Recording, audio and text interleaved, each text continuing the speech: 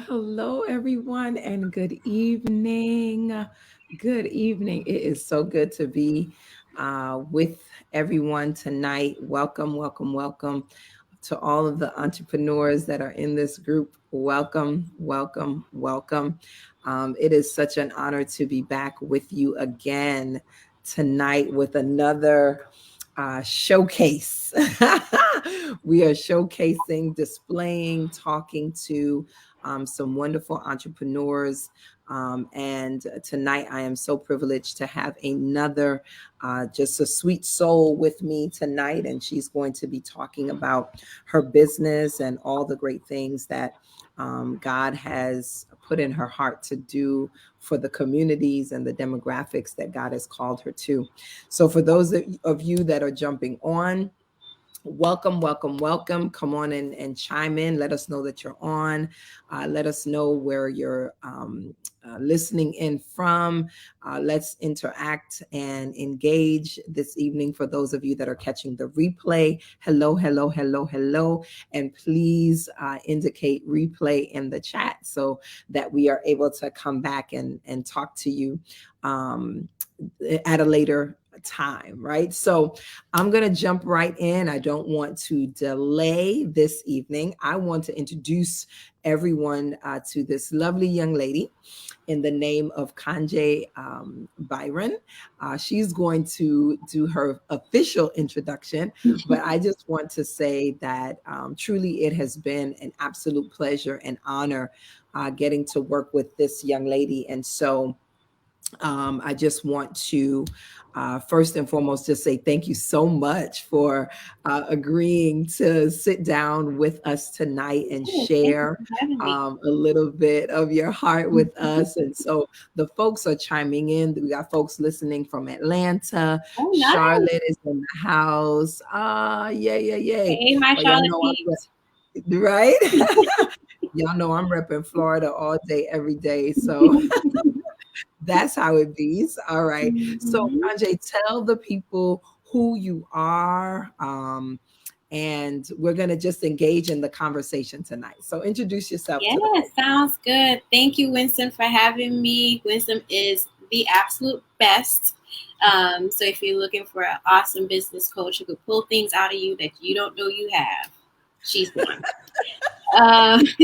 But like Winston said, my name is Kanje Byron, and I am a licensed clinical mental health counselor in the states of North and South Carolina. And I'm also the founder and CEO of an organization, an initiative, a movement called Safe Space Parenting, where I help parents create safe spaces for their children to thrive. My mission, my goal is to help end childhood emotional neglect, which many of us, if not all of us, have experienced.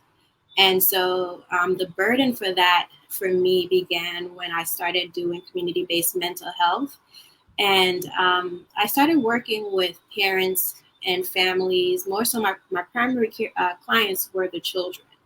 And so after working with the children, I realized that, hey, I can't really effectively impact this child without dealing with the parents. The parents are, the ones that are carrying out or hopefully brings a stability to this child to feel safe emotionally, and also teaching them that emotional wellness and so forth. So after working with parents, I also learned that they too had trauma that was impacting the way that they parented their children.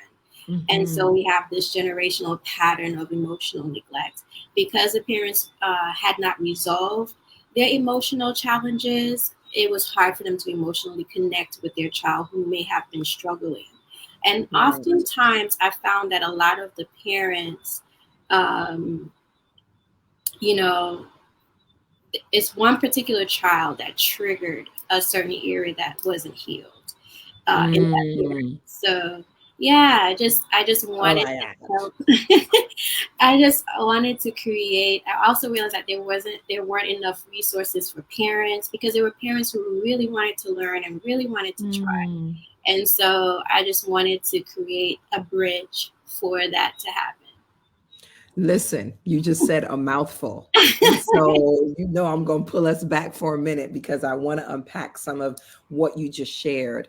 I don't think that we realize, like you said, how prevalent Mm-hmm. emotional neglect is. Yeah. And many times as clinicians we'll have parents that say, I'm going to drop my children off, you go, Mm-hmm. you fix them, Fix my and child. then bring them back to me, right? Mm-hmm. And Mm-hmm. so the way in which I'm interpreting what you're saying is that there has to be this collective process that Absolutely. everyone has to participate in the Absolutely. healing, right, in order for it to be long lasting.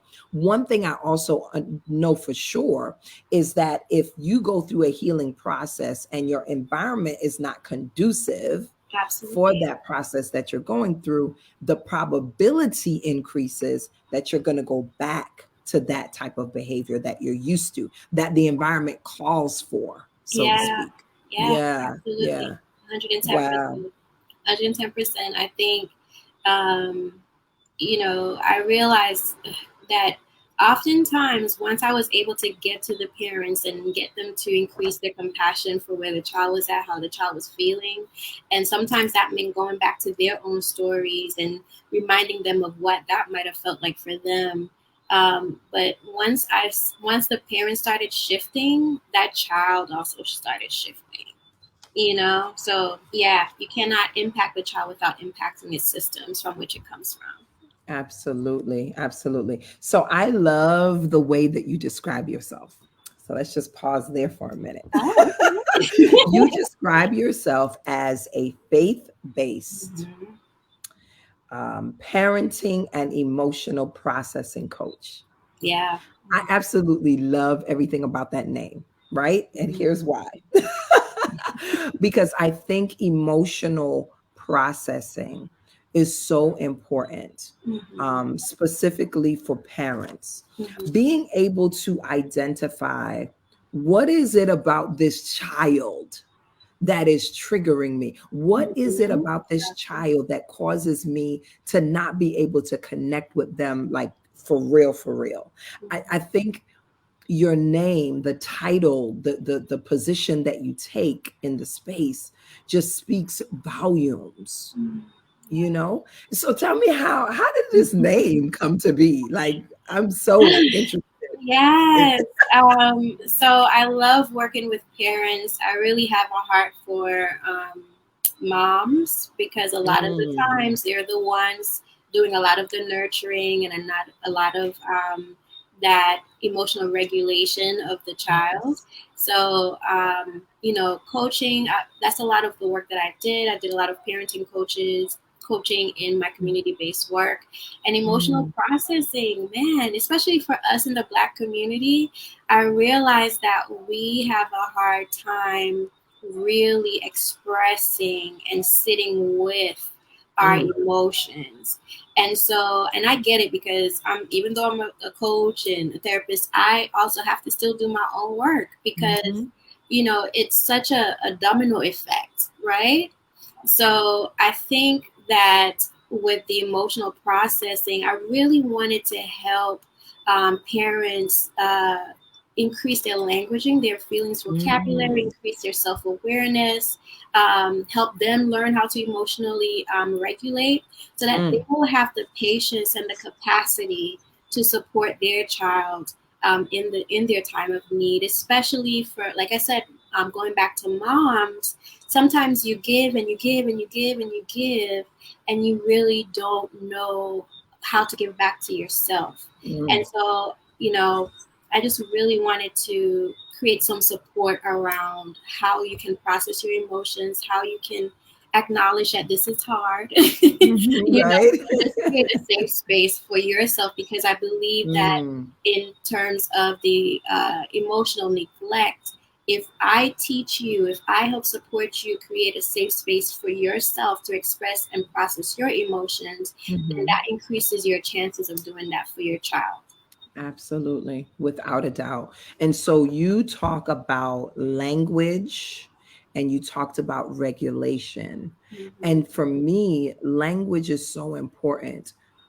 why is language so important? One of the things that I notice, especially with our African American, Black, BIPOC boys, Mm-hmm. it is easy for us to um, give them permission to be angry and Mm-hmm. give them permission to be happy, Mm-hmm. but many times they don't know any other emotion. They don't have the language for Yeah. any other feeling Yeah. outside of those two, Yeah. right? And so when you talk about Mm-hmm. giving language, I think that is so important, because I think that I am angry but I'm really frustrated. Right. Those are two very different experiences Absolutely. that Yeah. warrants very different responses. Yeah. Yep. Yep. I agree because we all know that anger is a secondary emotion. I do a lot of teaching around the anger iceberg, where Hmm. you only see the tip of the iceberg, which would be anger, but on the Yeah. bottom of the iceberg, there's all of these bigger emotions, or maybe softer emotions. Could be sadness, could be frustration, could be disappointment, could be embarrassment. So I Hmm. think helping children identify exactly what they are feeling, because for Yes. children also, because they don't have the languaging, we see it come out in their behaviors. Hmm. So it's important for us to help them increase their feelings vocabulary so that we see less behavior Hmm. and more articulation of what exactly Ooh, they're feeling. yes. I love words. Articulation. Yes. Yeah, We got to be able to articulate. And yeah, if our parents don't know how to articulate, right. how then are we going to translate that to our children to aid Absolutely. them and support them in their articulation? Right. Absolutely. And Yeah. so I think for all the parents that are listening, and we got some folks that are chiming in, I love. I'm gonna get to y'all comments in a minute. I see folks that are talking in the chat, and I love it. Um, but I think it's time out for us describing our feelings Mhm. as I feel some type of way. Right. Yeah. What is that? What is some type of way? We Yeah. have to give language to it. And then Yeah. you said another key word: regulate. Mhm. Talk to us about emotional regulation as it relates to this safe space that you are Yeah. helping parents to create for their children. Yeah. I will explain it like this, or share my thoughts in this way. Um, I realized while working with some of the kids in community-based mental health, a lot of the dysregulation happened once again because the parent weren't able to connect with their child emotionally. So that was met. Their emotions were met with rejection or invalidation. Oh, he's just being rude, instead of really demonstrating empathy or compassion, or really trying to understand, okay, what is it that you need? Mhm. So emotional regulation is helping that child, or helping yourself as the parent, Mhm. to, let's start with the parents, helping the parent be more responsive to Mm. behaviors and less reactive. So learning how to Mm. ground yourself in moments where it's challenging, so that you can effectively address the behavior. And this also goes back to childhood trauma, the parents' own childhood trauma that can often trigger reactions. I know a lot of us, when we get talked back, or the child has a more leadership personality, so they're very, you know, very sharp or bold. Mhm. In our culture, you don't talk back. You Right. know, Right. but I also think it's important for one of the things that I hope to do in my program is helping parents identify their child's gifting, so that they're not Mm. quenching that boldness, but they're learning to buffer it, to shape it. Girl, you talking good right now. Wait a minute. Yeah, I think it's so important for us to just learn how we can self-regulate, so that we can really assess what is it that we're addressing here, what is it that we're looking at.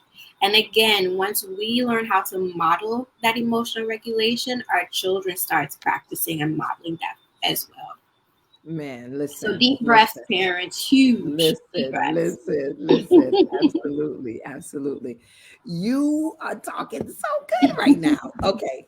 So being responsive versus reactive. I Yeah, need us to hear that.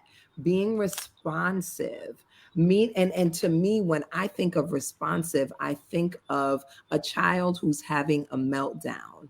And yeah, instead of you like flying off the handle, it's joining them in that space. right. What's happening? What's going on? Talk to me. Take deep breaths in the moment to Yeah, help them to regulate and to calm so yeah, that they can articulate and communicate what it is that they're going through. yeah, I don't think we realize how important those processes are for our little people to be able to learn in those moments that first of all it's going to be okay, yeah. right? And that I love you enough to join you here. I'm not going to leave you here, because Right. that's what emotional neglect is. It's Mm-hmm. when our children fall apart and we leave them there. Mm, Oh, yeah, yep, yep. Or even when they have such a vulnerable need and they're yes. being rejected. Say for instance, you have a child that's very sensitive. That child, without you knowing it yet, may have a heart of mercy. So Mm, that child might be extremely sensitive, but because you do not understand the gifting that's on that child, you might just invalidate her feelings like, you're always crying, you're always emotional, like what's wrong with you?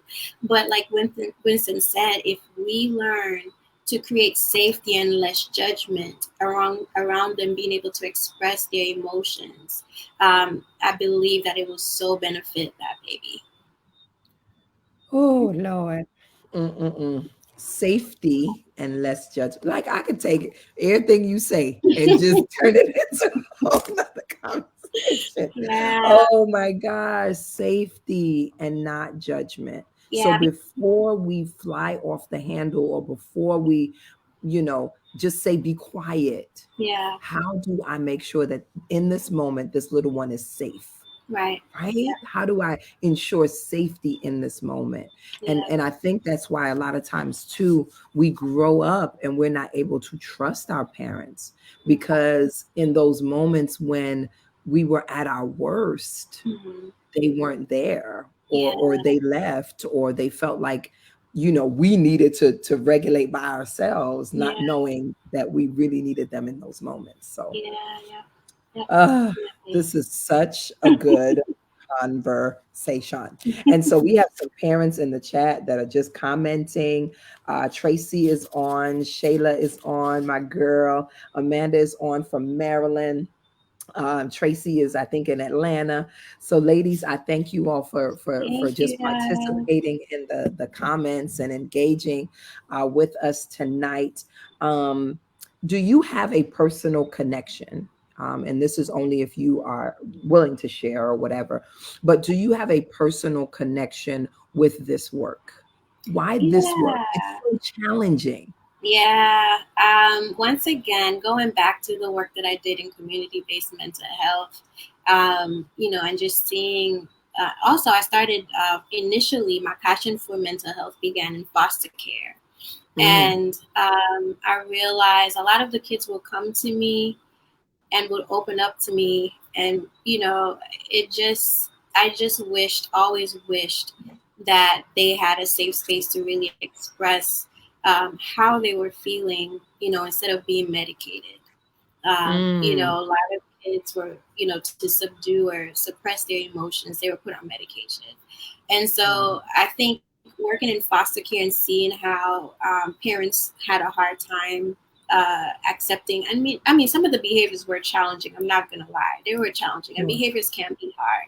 But once again, just seeing how it manifested in foster care, seeing how it manifested in community-based mental health. Yes, I definitely have a personal connection being raised in a home where, my needs weren't always emotionally met. Mhm. Not of any fault of, our parents or my parents, but, it's just a generational pattern, and parents are really trying to do their best. And Mhm. sometimes, being on the move, being on the go, your emotions are not really priority. Mhm. So yes, yeah, definitely. Wow, wow, absolutely. And so, are there any like assessments or anything that like parents can take in order for them to kind of see just maybe their blind spots or how they are doing Mm, with connecting with their children? Is there anything that you would maybe recommend to parents to kind of get that journey started for them? mhm. Well, I don't think there's a specific assessment, but if a parent, there is an assessment called Adverse Childhood Experience, and Mm-hmm. that explores the first 18 years of your life and Hmm. 10 questions of childhood experiences that you might have experienced. And Hmm. I think that's an assessment that you can take. There are a few parenting assessments where you're tested on the different, there are four main parenting styles: authoritative Mm. parent, authoritarian parent, the permissive parent, and I cannot remember the last one right now. But there are four Mhm. parenting styles that assessments. Just Google them and they'll pop up for you. But I'm hoping to create something as as I continue to grow in this practice. Absolutely, absolutely, absolutely. I Shayla says that she said, I've seen my children express their frustration towards each other when they really want to talk to me. Right? Like that's such a Oh, great that is so observation. interesting. That's a great observation because yeah, Mm-hmm. absolutely. You know, it Yeah, plays out. It plays out when your child or children want to connect with you and there's this barrier or whatever that stands in the way of that. Someone is going to feel that yeah, frustration, yeah, right? And if they have siblings, then yeah, they are yeah, definitely yeah. in position to feel that, you know? Mm-hmm. Yeah, Yeah. that's really, I mean, that's really interesting. I'm interested though, now that Shayla's Mhm. mentioning that, if it's a particular child that's doing that, or is it really Mm. all, how many, did she say four children? Yeah, she has 4. Mhm, mhm. Okay. Yeah, So I'm yeah. interested in knowing if it's a particular child, or is it all four of them that do the same thing? Right, But if I right, could give right. a quick suggestion, Mhm. it would probably be maybe there's a lot of games, family games that, Mm, where you could talk about different feelings and different emotions. One that's very popular is called On Game, and that's something that you can do to just invite more expression. At the church that I attend here, they have every Monday. They call it mhm. family issues night, where there's a Mm, safe space to kind of express any issues that you have.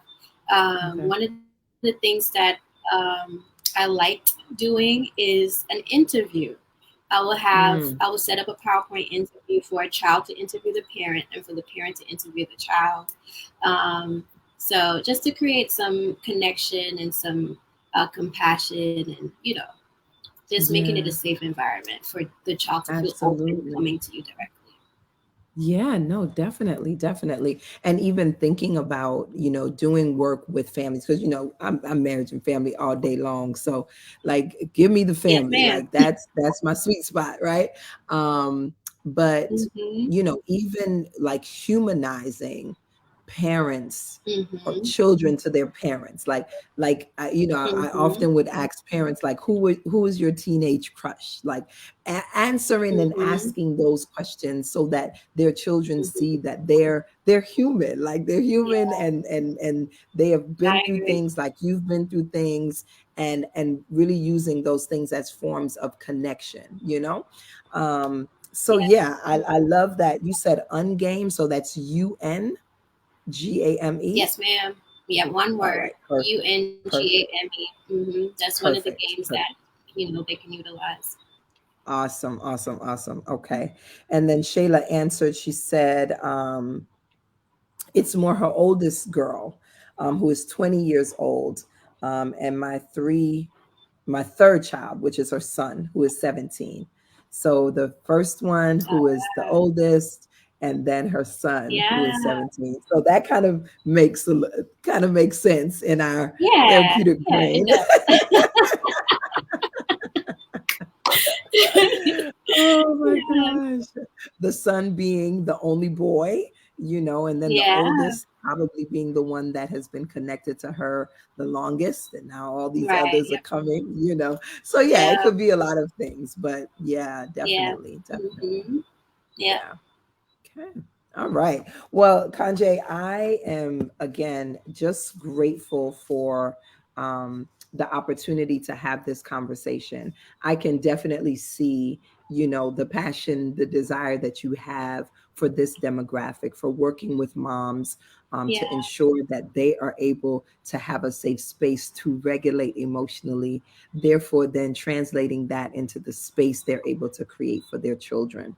Um, Tell the folks how they can connect with you. How do they reach you? Yes. My website is up, a safespaceforyou.com. So you can check me out there. I also have my Instagram page, and it's called safe.spaceparenting. Oh, there we go. um, on Instagram, I try to get on there as often as I can. Now and again, I'm hoping to do more Q&As. And my email address is there, Safe Space Coaching Academy. Right now, services that I'm offering, I'm hoping to offer as well, is if a parent just has a random question or maybe something they feel stuck, I have one-on-one time with me that they can schedule. I have self-compassion. Um, that's something Yes. that I realize, there's so much mom guilt. So Right. I wanted to develop a program around how we can start, extending compassion to ourselves, and we look a little bit on, how individuals that may have been raised in a perfectionistic household, or a parent that was raised in a perfectionistic household may be hard on themselves, and so I'm hoping, to create more of a program around that, as well as hoping to do some specialized curriculums to any church program, any foster care agencies, hopefully creating some programs to help support parents in that way. Um, and Dig Deep is one of my larger scale programs where we look Mm, at childhood experiences that really have impacted you and helping you maybe shift the narrative in your own story as a parent so that we don't carry on that pattern of emotionally neglecting ourselves and therefore emotionally neglecting our children. perfect. Perfect. So let me just recap. Your email is flowing across the screen there. And your website, a safe space for you.com. Yeah. Um, Folks can visit your website. They can also find you on IG at safe.spaceparenting. And also, they can shoot you an email, right? Yeah. If they have specific questions for you, um, at Safe Space Coaching Academy Yeah. at gmail.com. I love it. Come on, Academy. That's the big Um, they can absolutely shoot you an email, because you are definitely open for business and are willing and able to work with parents, to really help them and their process. So again, we yeah. can really disrupt these generational patterns that Yeah. are yielding results that we no longer want to see. And Yeah. so I appreciate you so much for Thank you being so with much for me having me. tonight. This was so fruitful and so good. Um, I'm hopeful that those who had an opportunity to listen in have received some insight from you regarding the work that you are doing in the community. And I'm so proud of you. I know that you continue to engage this journey and you continue to press. And Yeah. that's my encouragement tonight, my lady. Keep on pressing, because Thank the you. work that God has assigned for your life is work. It is work. It is a challenging work. And we don't break curses by sitting back and eating bonbons, right? Ma'am. We break curses by getting in the trenches and actually putting our hands to the plow. And Yeah. that's what you've been called to. And so be encouraged and just know that you have a community of people that are rooting for you to do what it is that God has called you to do. So Thank it's an you so honor to much. be with you. I'll give you the last word. You could just share whatever you want to share with the folks, and we're going to be Yes. out of here. Well, I just want to thank you again, Winston, for opening up your platform to me tonight. And again, ladies and gentlemen, when she opens up her new cycle, please register. Anything that she has going on, please register. She is amazing. And Oh, I just walked through her business breakthrough battle plan, and that's exactly what it is. mm, And everything was thought out, thought through, and it was just amazing. And I'm just so grateful to God for her. Thank you so much for tuning in. And I just appreciate everybody who took the time out to just hear me and tune into this interview. And I look forward, if possible, to maybe working with some of you guys. And yeah, have a great evening. awesome. Awesome. All right, y'all. So, Soul Care for Entrepreneurs Group, thank you all for listening in tonight. We will be back next week. Woohoo! With another phenomenal interview. I just want y'all to know that there's some awesome people in this group. And if you want to connect with me, if there's a product that you have, a service that you have, and you want to be able to share it on this platform, please do not hesitate. DM me, let me know, and we will definitely be able to set something up. I want us all to win. I want us all to prosper. And so this is why we have put this community together. So y'all have a good night, and we will see you next week. Bye.